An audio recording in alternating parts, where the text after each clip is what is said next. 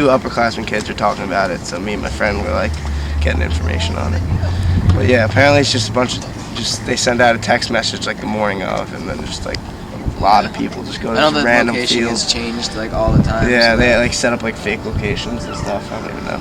just tents, and I think it's all around music, right? Yeah, it's just like a big, essentially a music festival, but like, just it's really rowdy, is what I've heard.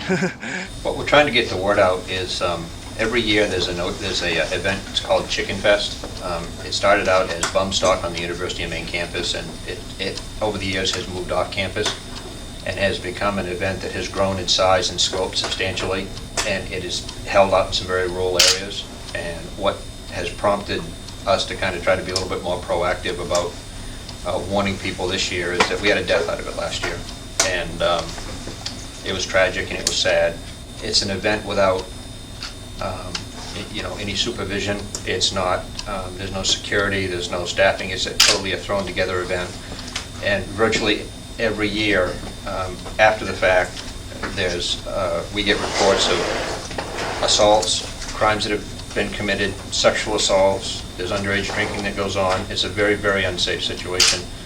Now the aftermath of that that a lot of people don't ever hear about was the land closure that goes on after the abuse of the property.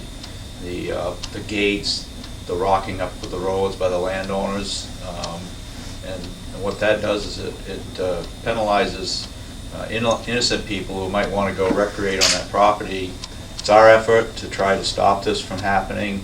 I feel like it's gonna happen, but at this point, like with the upperclassmen, the way they feel, I don't know, at least the way the kids are talking about it in the sauna, they were like, yeah, it's great. You gotta experience it at least once while you're at school.